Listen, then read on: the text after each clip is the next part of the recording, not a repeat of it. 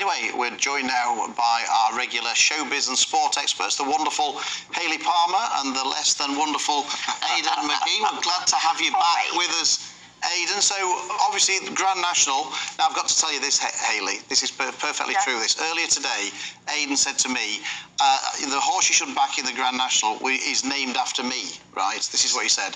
So I'm looking down. I'm looking down the list of runners, and I found it. The Big Dog. And he said, "No, it's Mr. Incredible." No. I mean, do you not think I'm nearer the mark with the Big Dog than Mr. 100%.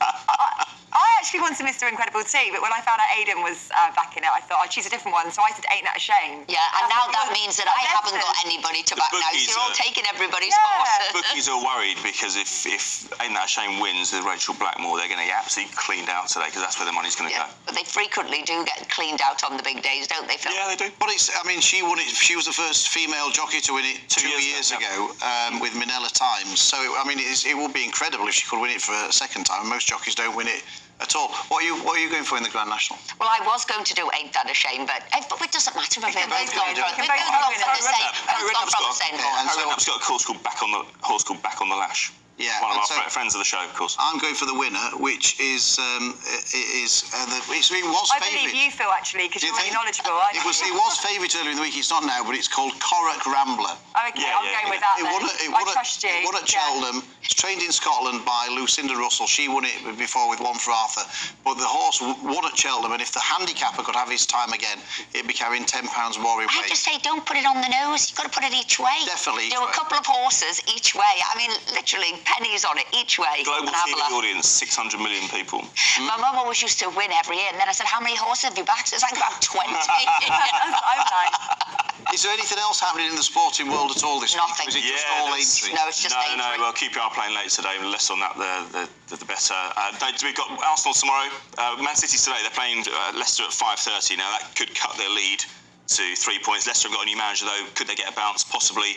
Tomorrow, Man United are playing Brighton. Big problems for them because they're over-invested in all these four tournaments, and they're losing players left, right, and centre. Lisandro Martinez, their defender, the World Cup winning defender with Argentina, he's out for the season. So Brighton will be buoyed ahead of that tomorrow. That's FA Cup semi-final. So yeah, lots going on in the football, but I've been mainly concentrating on the horse racing, I must admit. Showbiz. Yeah, I want to talk about Made in Chelsea because Jamie Lang from Made in Chelsea got married yesterday at the top of my road, Chelsea Old Town Hall, and I was quite concerned actually because I noticed that two of his best friends weren't there. Spencer Matthews, who were you peering through the church, I was checking who was there? Having a little look. And Spencer Matthews, who they've known each other since they were 15 years old. Jamie's also godfather to his child, and also Sam Thompson. There they are, looking stunning. They weren't there, and I just thought to myself, actually, if that was my wedding, I'd want my best friends there. Would you change the date, maybe, so that everyone could come? Because they're both on holiday. So who's changing the date? The people who are having the wedding, no, they keep the date. But you'd say to your friends, because usually you put your invite out, don't you? 6 months out or whatever it is, and you'd say, come to the wedding, and then they could have changed the holiday. Is that what you're thinking? Would you? I think, yeah, if it was me going on holiday, I was the friend, I would change the holiday. But I have found out... Yeah, well, maybe if it was Barbados, I'd have to think about it. But I have found out that they are having another wedding ceremony in Seville, which Spencer is attending. So maybe they've got a couple of weddings. Oh, blimey. I didn't realise they were having a couple of weddings. Would you change your date of your holiday to go to a friend's wedding? I don't know. Depends on the cost. Depends if you go get a refund or not. Depends on the cost, really, doesn't it? It's all about cost. Well, if it's your best friend... What would you wouldn't change your holiday plans? No way. Because if they tell you so far in advance, the reason you tell people so far in advance, they save the date. Thank you very much. That's to save the date. I'm suspicious. And anyway, you'd have paid for the holiday, Phil. So.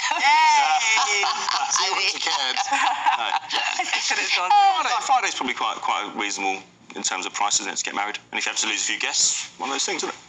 Brutal. Absolutely. Who said romance was dead, eh? Yeah, exactly. And anything else? Come on. Yeah, I want to talk about Britain's Got Talent because that starts tonight with new judge Bruno Tonioli, who's taking over from David Walliams, of course. Now, I have a couple of friends, actually, that have applied to go on the show.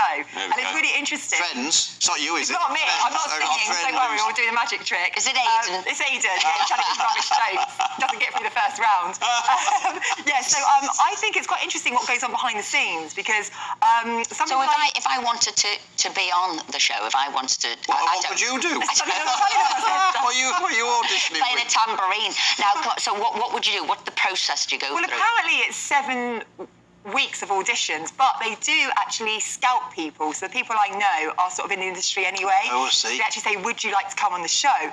But what you have to do is supply a couple of songs, write your own songs. So they've got like a collection of all your songs. And what's really interesting is I think it's more about the backstory, not really your talent. Have you got a great backstory? Has something happened to you? Have you got a bit of a sob story? That's going to go down well. As you know, on The Voice and X Factor, things like that, they love that, don't they? And also, are you marketable? So I think those things play just as a big part as the talent. Is the not? And I mean, that's it's the true. I quality. think that's true in life, by the way, isn't it? Because it's a media package that you're creating. So can we put a story in that newspaper? Will that make a magazine? Are you a nice person? Do people like you? Can we do a photo shoot? I can see why all that. This has been- It's a commodity you're selling now. I Somebody. understand all that, but this has been going for years now, hasn't it? Britain's Got Talent. Yeah. Now, you'd think at some point the quality must be getting diluted. I mean, for me, you see a surely. star now and then. I think when these talent shows first started, Pop Idol, for example, I think it was quite raw. You I had a Gareth rocked up. Gates hairstyle. It's Gareth Gates in your younger days. I think you would literally just go through one round of judges and then go in front of the celebrity judge panel. But now it's so You get new produced. pop stars, new singers, new every year because more people, are born and come forward. So of Everybody course, you're wants going to do it. drop the standards. But for There'll me, be more it's too people coming produced forward now. each It's year. too The produced. standard was always low. The standard was always low. That's not. You used to, no, you Says Aidan. No, but hang on. You used to What were say- you thinking? I could be better than that. Well, now and again, yeah, possibly. No, Certainly. get No, but lost. the whole fun of it was you get these awful auditions and Simon Cowell just laugh him out of the house. Wasn't that the best bit? It was good because he used to be It truthful in was. those days. He used to say that's not okay, And they you're can't do that. rubbish. Well, they But can't do now that I feel like they're all being too nice. Yeah. We want. I agree. Well, you want yeah, people Philip to say you're asked in that rubbish. question. I think that was interesting. Have the standards fallen? Because if you see the adverts for it, they keep saying that's the best act we've ever seen. That's amazing. Which makes me think they are not the best acts they've ever seen. So why would you have to say it at least 6 times in the trailer? So is that why you're suspicious, Philip? I don't know. I just think it's had its day. I agree. Well, it's For had me, a long run. 20 years now, this kind of Yeah, stuff. it's- Am I going to sit in and watch it tonight? No. Whereas once upon a time, I was like, do not talk to me. I'm watching Will Young. Pop Idol, Will Young, Gareth Gates final. Yeah. Do not disturb. Now you were watching the Agatha Christie. I did. I went to the stage play of it, which I've been really looking forward to. You said you were going to invite me to that. Yeah, you're off the list now, Aidan. Yeah, you didn't get him back. So quickly, because we're running out Oh, of okay. time. So basically, I was wondering how they were going to fit, a week's trial into 2 hours, but they did it ever so well. The actresses just had the accents off, Colleen's accents. It's all right. They do full lives of 70 years in 2 hours as well. So you're all right. There was nothing to worry about there. Aidan, Hayley, thank you very much indeed. That's all we've got time for today. We'll be back at 10 a.m. next Friday. Stay tuned to GB News.